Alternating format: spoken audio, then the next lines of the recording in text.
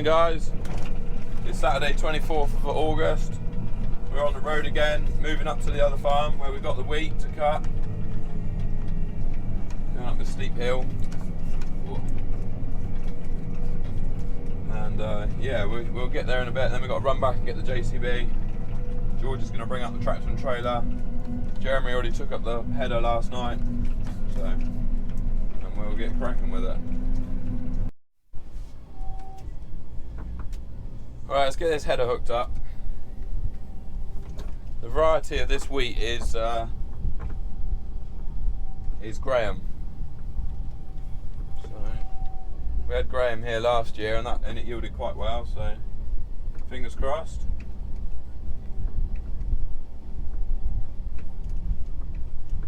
We've got to change a retractable finger in a minute, so we'll do that. We had a heavy dew this morning.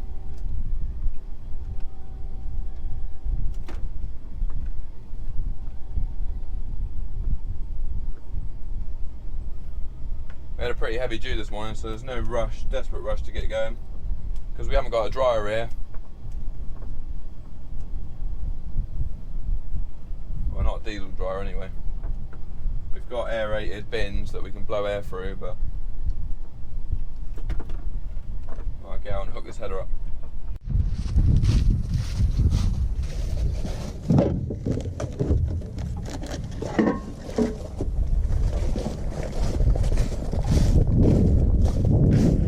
He probably is trying to bite it.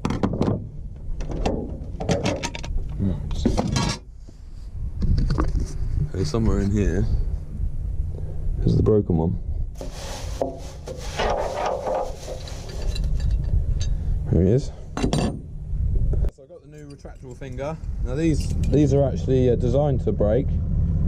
They shear there.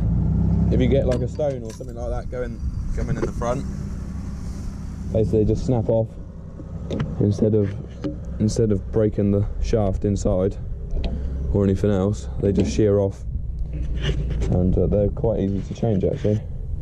I should have probably put me cap on and used me head cam. So what we do is I'll try and do it with holding the camera in one hand. Get the finger in, put him in there, poke him out the hole, and then we're gonna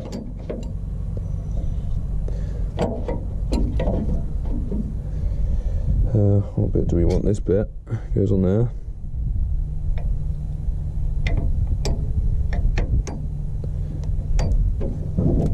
Might need to twist this around a bit.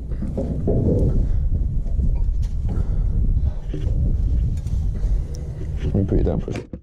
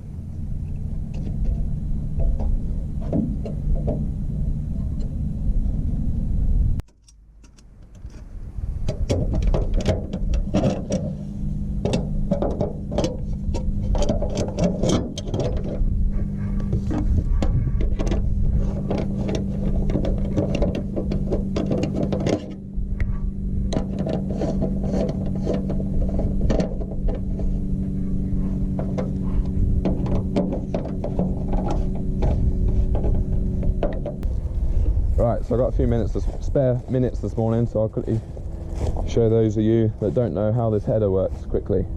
So, starting with this end, we've got a divider, divides the crop neatly to what's going to go into the header and be cut, and what's going to go this side and not be cut. So that's simple. We've got the reel. This, you've all seen this spinning round. It basically, its job is to feed the header. It stops the crop. It pushes the crop into the header. It stops the crop when it's been cut from falling back out. So yeah, its job is just to feed the header. So, and then we move down to the knife. We've got stationary fingers, and a knife. The knife moves from side to side and cuts the straw, and then the crop then falls is pushed into the actual header with the reel. So then you got the auger that runs all the way along, and it's got these veins on it that when it's spinning round, it brings the crop to the middle of the header into the feeder house, and then these retractable fingers then, there's a bolt missing there, look, I need to change. I need to put a new bolt in there. I'll do that in a minute. Yeah, and then the retractable fingers feed the feeder house, and then it goes up it's taken up the feeder house by the feeder house chain. So yeah, fairly simple. You can get different types of headers that have just, instead of having the auger, they have a belt that takes the crop into the middle, and you got like premium flow where they actually have, you still have an auger but you have a belt which takes the crop into the auger. So yeah, and on this end you got all the drive. That's the other thing I need to quickly do, is tighten up that chain. You've got the drive for the knife, comes down that extendable prop shaft there, and into this, what is that called? It used to be called a wobble box. It's not called a wobble box anymore. I'll find out in a minute what it's called. It's just my mind always goes blank when I've got this camera in my hand. So yeah, and that drives the knife. I've got a load of dirt in there, which we didn't want. And then we got the reel is hydraulically driven. There's a motor on that end, and the auger, this chain drives the auger, which comes off these belts here. There's meant to be 3 belts on there, but one broke, so it's just got 2 on it. I've got a spare set in case the other 2 break, but it's not a 5-minute job to change those belts, so I'm just running with 2 at the moment. Seem to be doing the job fine. Pull that out of there. Even though there's probably loads of blackgrass seeds in there, should have probably done this off the field. Yeah, so that's the header. Right, I'm going to put a new bolt in, tighten up that chain, and then I'm going to go and get on with the wheat that's on the other side of that hedge. Okay, so it's 11 o'clock, Saturday morning. It's been a nice sunny morning. It's starting to warm up now out there, so we're going to give it a go. Rev her up. So this wheat, the variety is Graham. I'm going to row up this straw because we've sold it to somebody. Let's crack on, see what the moisture is. I need to put a boundary in on this field.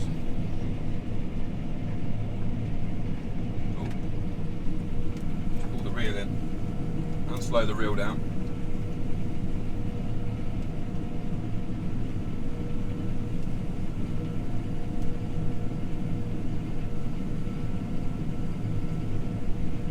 Hopefully there's straw coming out the back. Yeah, there is. It's always a good start. We've got grain going into the grain tank. Yeah, we'll do a boundary. We'll start recording our boundary line.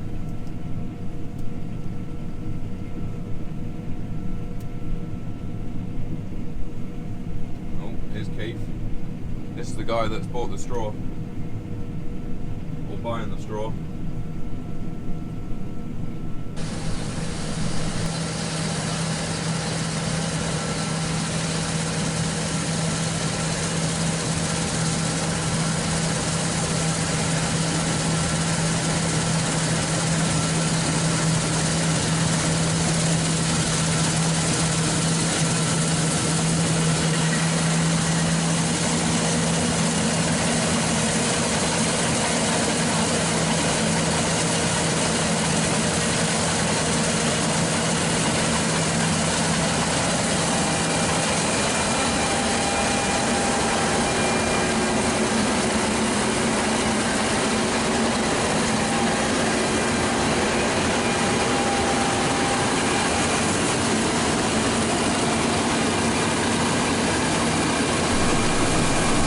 that's the headland almost done.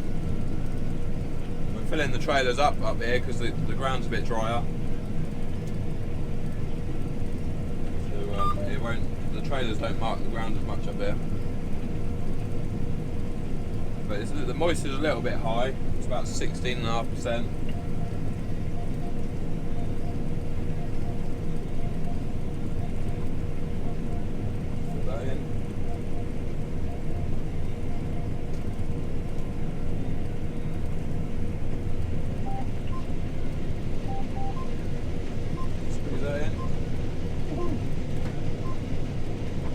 Good load. He's definitely got his 14 ton on there. I reckon you definitely got your 14 ton on there. Where's tractor? Yeah, you definitely got the 190. Yeah, have loads of power on the train car. It's pretty thick crop out here. It's spot rate 13.5 ton right now. I think it's probably reading about a ton high. Average for this field 11.81 tons. That's pretty good. Yeah, so it'll be alright if it's all like that. I got the drone with me today, so I'll put the drone up in a bit. Hopefully they'll be out here baling, so we'll get a bit of baler in as well.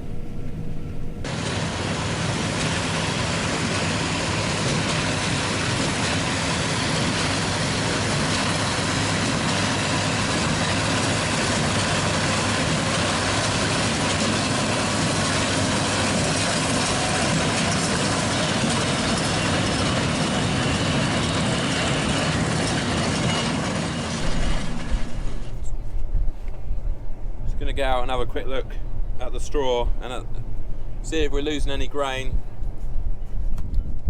Since it's got pretty hot outside, smashing the straw up quite a lot.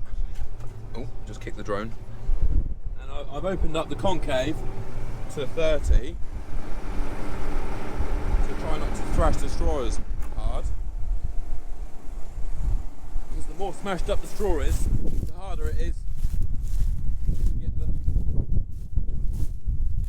to get the grain out. Oh, I forgot the screwdriver. See, when we started off this morning, when it was a bit damper, there was a big old swap of straw. Let's go. But now it's got hot. There's a few grains in there, not very much. I bet if you spread your hand out, there'd be about 3 or 4 grains underneath your hand.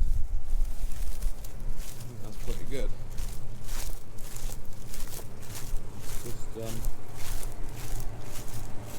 Just going to try change the setting on something. See if we can be a bit less harsh on the straw. Yeah. Make it try on the other side. Well, I probably need the screwdriver.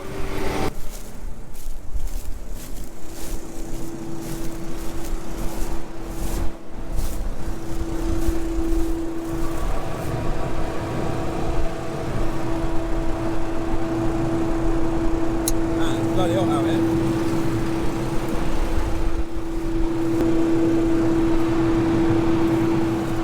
Just going to open that up a bit.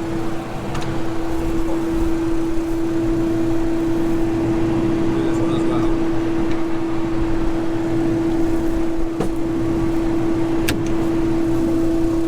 Just opening up that concave a little bit, and it won't smash. It shouldn't smash the straw up as much.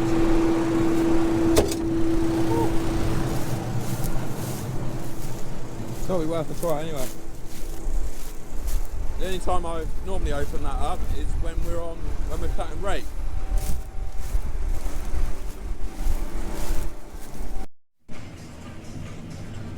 Right, so I've finished those 2 fields. They're about 14 hectares together, and now I've just started this one on the bank. It's a bit of a steep one, this. So I'll probably put the drone up in a minute. But it didn't really make much difference to the straw, me opening up that the other concave. So it's still smashing it up quite a lot. It's just because the straw's so brittle, and temperature outside is about 29 degrees. So yeah, I'll put the drone up in a minute when we get on the land work on this bank. Catch you in a bit.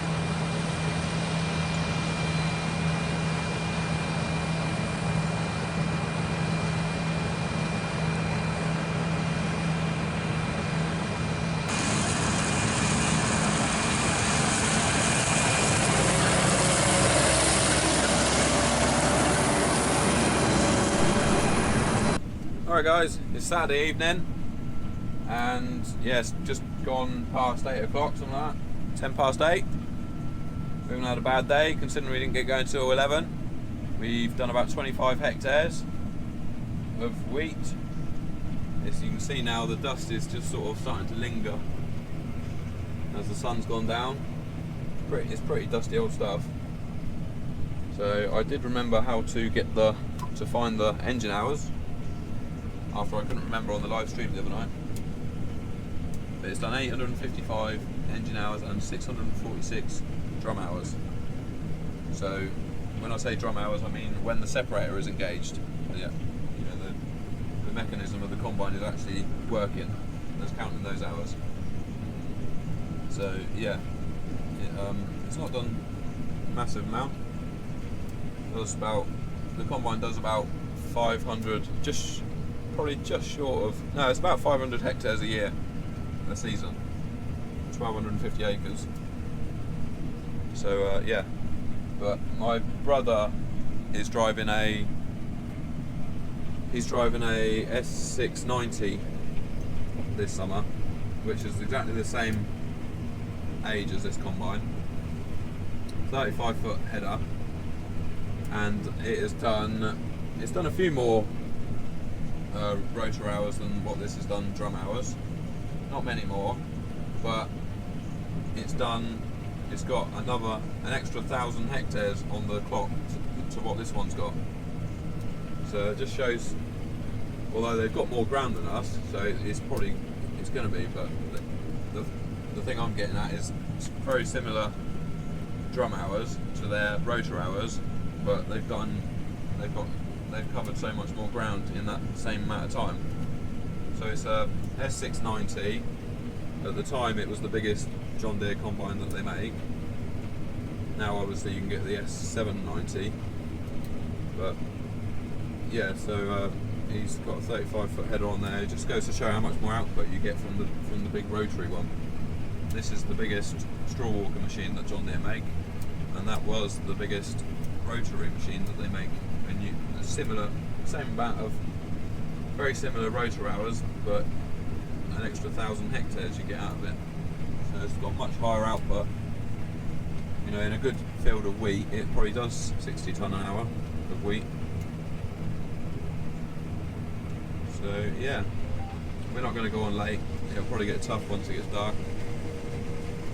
So we've done 25 hectares. Well, we will have done 25 hectares today when I do another couple. And so that leaves another 60 to do up here. 60 hectares of wheat left to do up here. Here comes Dad. Dad's on corn cart.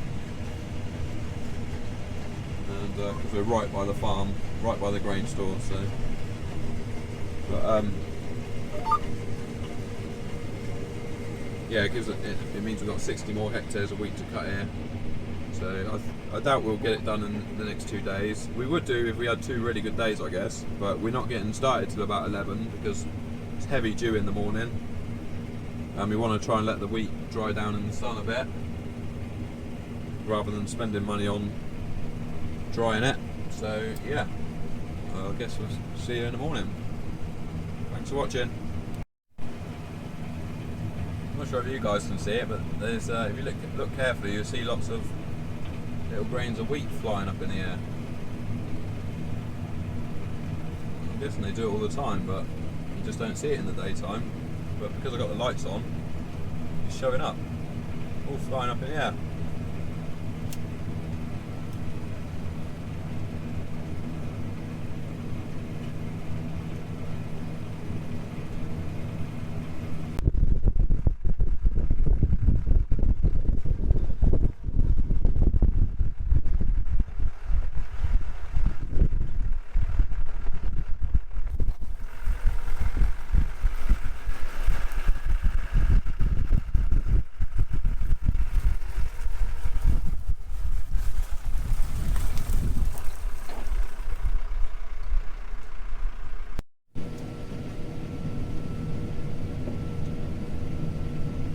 Alright guys, welcome to Sunday afternoon. So yeah, we're chewing through the week quite happily. Everything's going quite well. It's pretty hot outside, and the straws get pretty smashed up, which isn't that good for bales. It's more chaff than straw, and it takes ages for the. When it's like that, it takes ages for the straw to come out the back of the combine, so you end up leaving a trail of straw everywhere. Yeah, so we've done about 18 or 20 hectares so far today, so we're having a pretty good day. We're in quite a big field. But yeah, we must have cut well over 200 tonnes of wheat so far today. So yeah, we've still got a few fields to go yet though. But the reason why what I wanted to quickly talk about was somebody just commented on my latest video asking why we don't go on into the night, you know, carry on combining late at night. So the first reason being is that quite often the combine will tell me when to stop. You know, the straw gets tough, you know, damp. It'll start wrapping around the auger and the header. It'll start banging and crashing through the combine, and the combine starts sounding like a forager. The moisture goes up, the losses go up. It's just not productive, because you end up slowing down, going along about 2k. It just doesn't work. And the other reasons are, if you go on till 1 or 2 o'clock in the morning,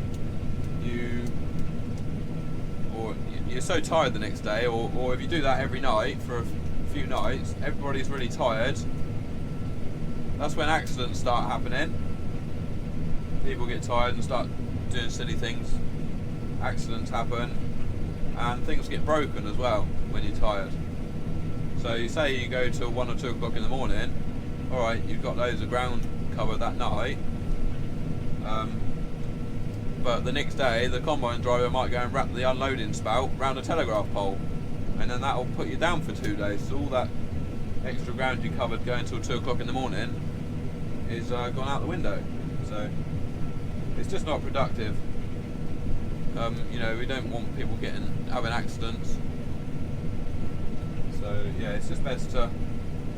I mean, if it's fair enough, it's going to rain the next day.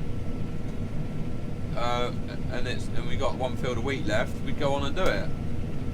I mean, in the past we've gone on till 11, or you know, I don't think I've gone past midnight, but we've gone late if we want to get a certain amount done.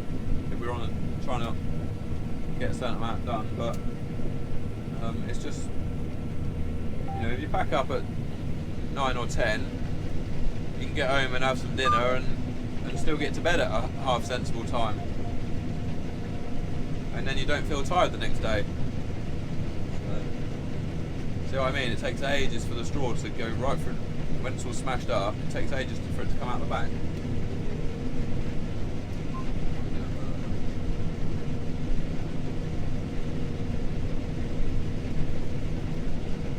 Three-quarters full. So we got the 7710 on grain cart and the 6190R.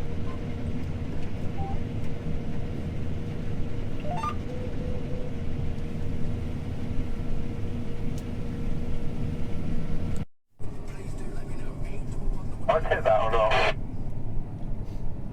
No, I wouldn't worry.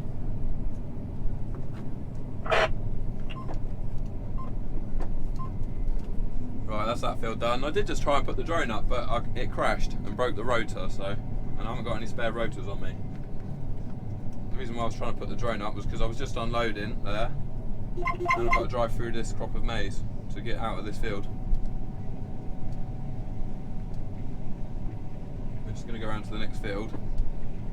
I just thought it would have been nice to have the drone up in the air to film us going around there, but it crashed, so, which I'm pretty annoyed about actually. So we'll go and have a jolly round here, back to the fields where we were yesterday. But we had to, we couldn't go any further away because we only had one trailer yesterday and he was struggling to keep up, so we had to drop back to a field closest to the farm. But now we've got 2 trailers, we can go back down. Alright, now we've got to negotiate a field of conventional bales. All over the place.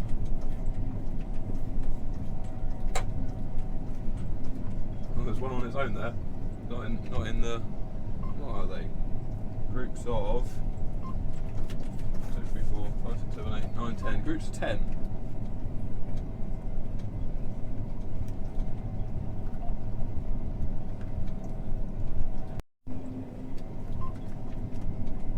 She pulled into the 50-acre field and all you could see was these little bales. That's a lot of little bales. Counting them. Let me know what you get up to. You see all these little bales, look? There's bloody hundreds of them. There's one every, I reckon it's, must be every 2 metres there must be a bale. And then they've got a sled on that they're pulling behind the little compact tractor that's collecting them up into groups of 10. There's going to be thousands of them.